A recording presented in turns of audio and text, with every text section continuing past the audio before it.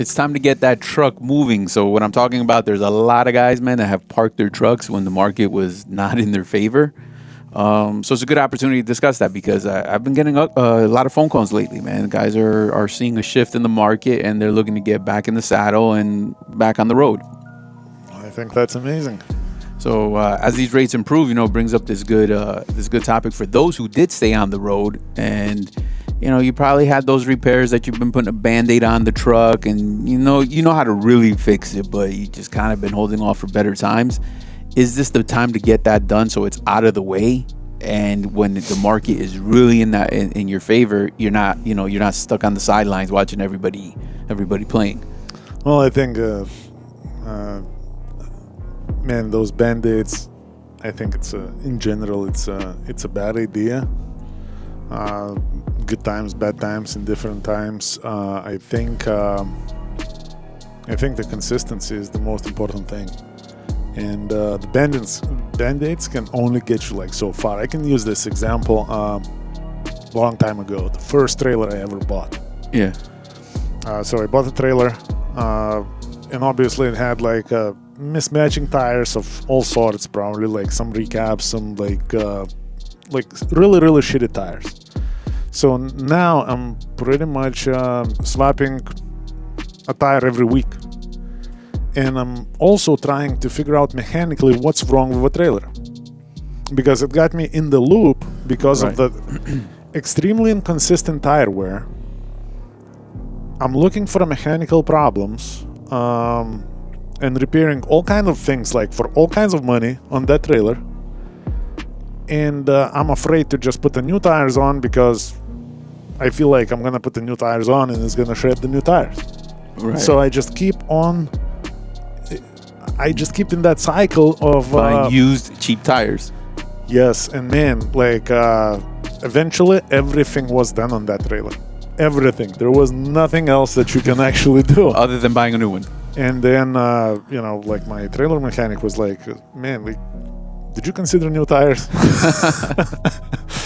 And then we put on the new tires, and I never had a problem with that trailer ever since. So I think that's a very good example for somebody putting Band-Aids on the issues. I say the Band-Aid, if you have if you have a problem on the road and you don't want to be fixing truck like a big time somewhere like out there.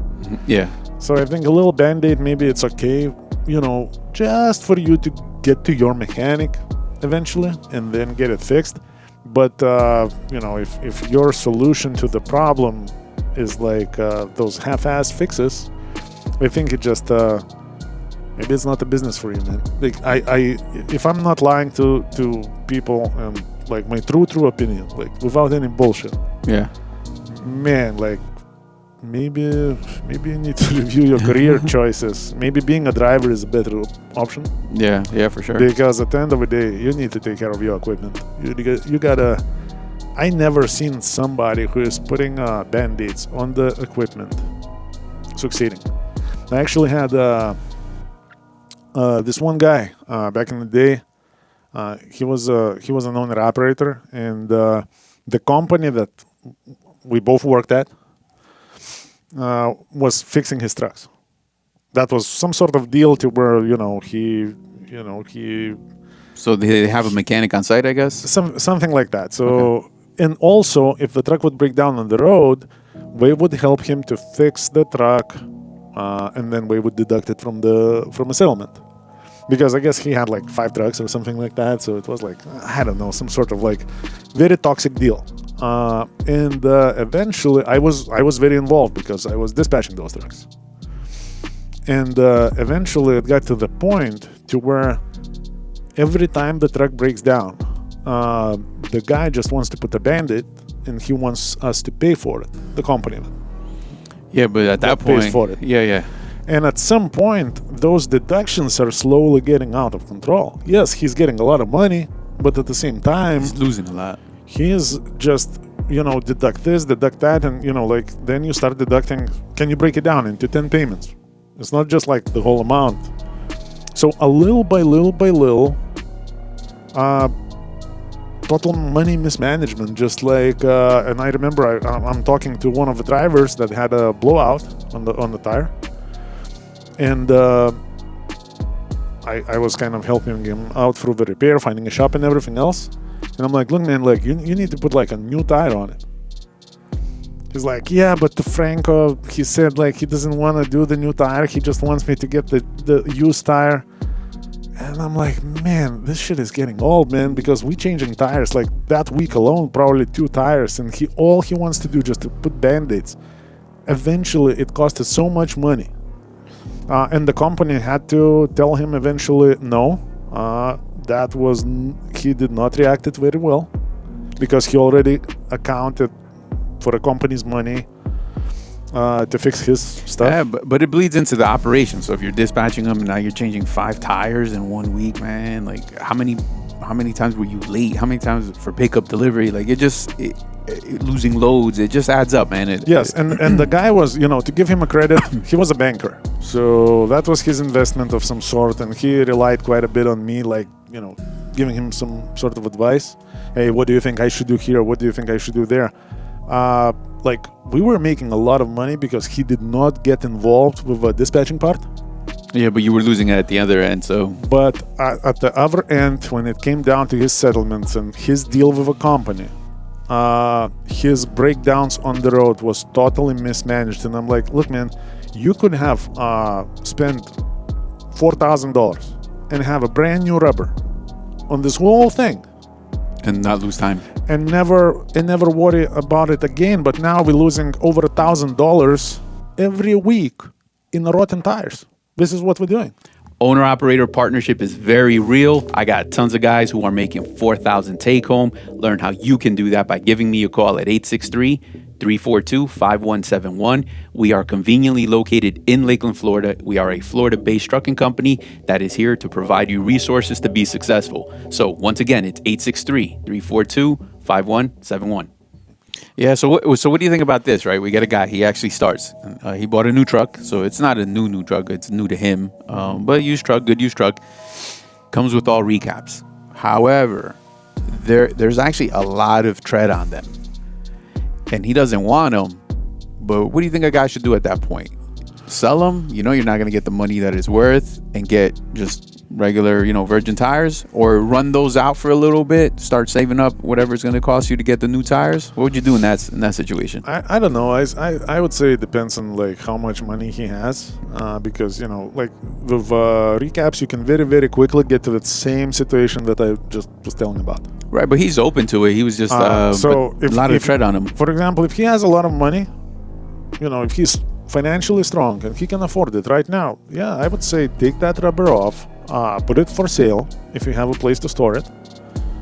Put it for sale and get rid of it. Put a new rubber on it, call it a day. That's one solution. Another solution, it depends what kind of recaps you have, because believe it or not, I've seen some really, really good recaps. I've seen the recaps that will hold on just almost as good as the new tires. The only problem is if the driver is not paying attention to air inflation. Okay. That's a number one enemy for all the tires, not just recaps. But the recaps are the worst. So, for example, if you have a really good recaps and you're watching that air inflation like a hawk, like you're keeping it whatever you want to keep it at, let's say at 100, and you're checking it every day, I've seen owner-operators getting a very good use out of recap tires. On the other hand, every time you put a driver in, now you start having an individual who doesn't care that much because it's not his truck or his bill. It's not his bill also to pay.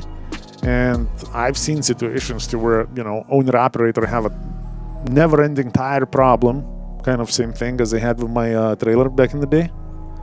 And the truck comes back from the road, and the owner of the truck shows up to inspect the truck. And he just grabs the tire gauge and checks all the tire pressures. And we are all over the place, like from 60 psi to like 100 psi. And what do you expect is going to happen? Right. So what makes a good recap? Like the core? Because they were some good years, so that was pretty good. The core was good, but that... It depends, like, is that a first cap? Is that a second cap? You know, like, the brand is not gonna tell you a lot. You know, like, good brand is obviously better. Most of the people that I've seen who was able to take advantage of the recaps was the people that kind of did their own recaps.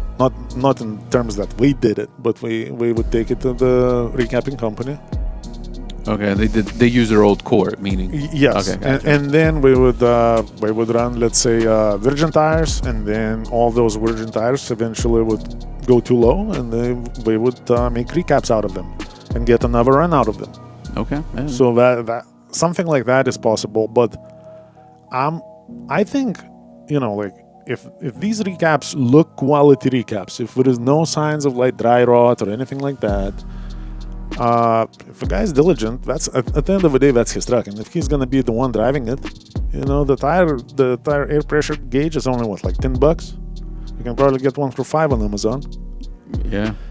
And if he's gonna stay diligent, and you know, like, there is no really need to replace it right away, because who knows, maybe those are really good recaps. There you go. So I think that's a possibility. However, like, you know, it's always best to have like virgin rubber on the truck or the trailer, and call it a day. And there you go, guys. So more of the story. Rates are getting better. Get out there. Make sure you're in the game so you can win. Be safe. Drive safe. Talk to you soon. Take care, guys.